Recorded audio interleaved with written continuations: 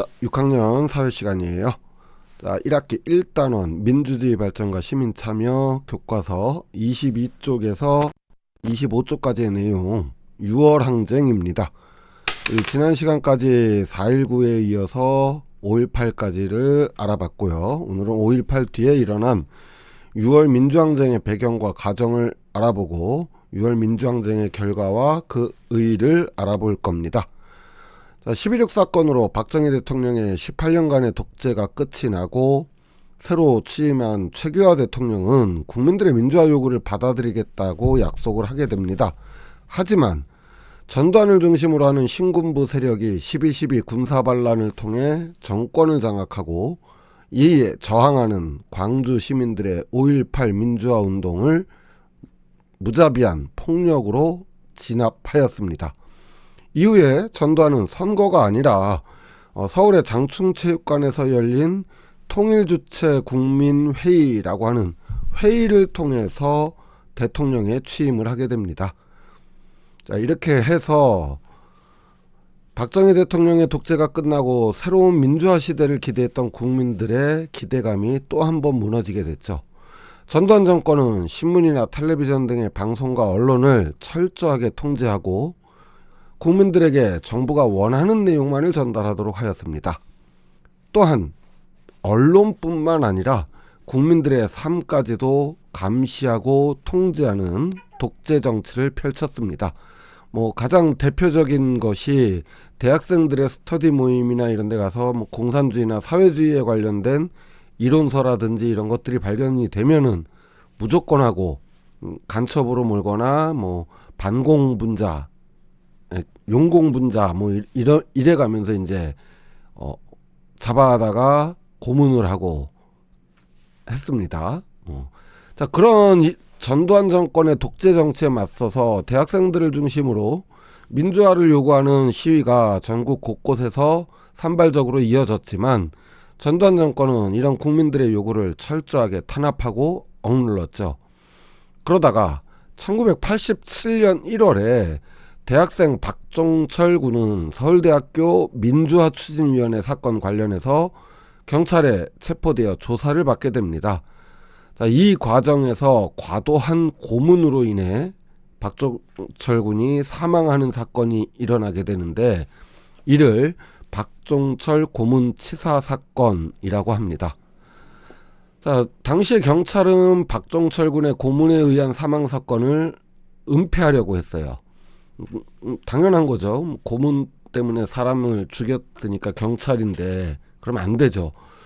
그런데 중앙일보를 통해서 박종철 군의 사망 소식이 알려지게 됩니다. 경찰에서 조사받던 대학생이 쇼크사했다라는 보도가 중앙일보에 나게 되고 이에 많은 사람들이 경찰에 진짜 고문이 없었냐, 왜 죽은 거냐 이렇게 해명을 요구하게 됩니다. 일이 이쯤 되자 경찰이 마냥 침묵할 수만은 없어서 기자회견을 열어서 발표를 하게 됩니다. 그런데 그 발표라는 것이 조사 과정에서 고문이나 신체적 폭력은 없었고 그냥 조사를 하면서 책상을 탁 하고 쳤더니 억 하고 쓰러졌다. 이렇게 해명을 하게 됩니다. 누가 봐도 말도 안 되는 저 해명이 실제로 있었던 공식 해명이라고 하니 참으로 국민 알기를 우습게 알고 황당하기 그지없는 사건이었죠. 그런데 당시 박종철 군의 시체 부검을 담당했던 의사 오연상 씨의 진술로 동아일보에 박종철 군은 쇼크사가 아니라 고문으로 인한 질식사다, 물고문 도중 질식사했다라는 것이 알려지게 됩니다. 자, 이렇게 되자 전국에서는 박종철 군을 추모하는 집회와 책임자 처벌, 대통령 직선제 등 민주화를 요구하는 시위가 벌어지게 되죠. 그러자 전두환은 헌법을 개정할 수는 없고 헌법을 수호하는 범위 내에서 호헌입니다. 국민들의 민주화 요구를 받아들이겠다 이렇게 발표를 합니다. 그런데 이게 말이 안 되는 게 국민들의 민주화 요구 중에서 가장 큰 요구사항 중에 하나가 대통령 직선제입니다. 국민의 손으로 대통령을 뽑게 해달라라는 것이었는데, 전두환은 헌법이 그렇게 돼 있지 않다. 그러니까 헌법은 못 고치고 국민들의 민주화 요구는 가능한 범위 내에서 하겠다라는 일종의 달래기 선언밖에 안 되는 거죠. 하지만 이 호헌 조치 때문에 오히려 국민들은 더욱 크게 반발을 하게 되고 민주화를 요구하는 시위가 전국 각처에서 벌어지게 됩니다. 이때 시위 진압 과정에서 당시 연세대학교에 재학 중이던 대학생 이한열 군이 경찰이 쏜 최루탄에 맞아 사망하는 사건이 벌어지게 됩니다. 자, 박종철 군에 이어서 이한열 군까지 아까운 젊은 청년이 사망하는 사건이 일어나자 1987년 6월 10일 분노한 국민들이 전국적으로 들고 일어나는 대규모의 민주화 시위가 일어나게 되는데, 이것이 바로 6월 항쟁 또는 6월 민주항쟁이라고 부르는 사건입니다.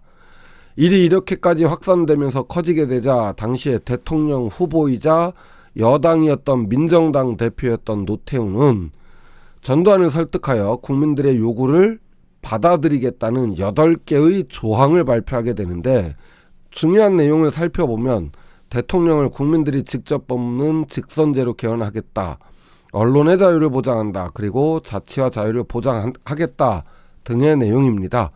이것을 6월 29일 날 선언을 했다 해서 6.29 선언이라고 합니다.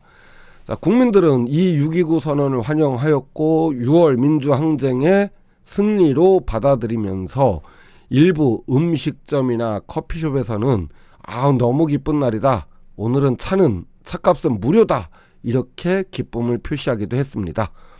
6월 항쟁은 3.1운동 이후 불의에 항거하던 우리 국민들의 4.19 혁명, 5.18 민주화운동과 더불어 우리나라 민주주의 역사에 있어 국민들이 직접 불의에 맞서 싸운 사건이며, 오랫동안 국민들이 직접 뽑지 못했던 대통령을 직접 뽑을 수 있는 대통령 직선제와 더불어 우리 사회 많은 분야의 민주주의 제도를 만들어 나갈 수 있도록 기초를 다지게 된 아주 중요한 사건이라고 할 수 있겠습니다.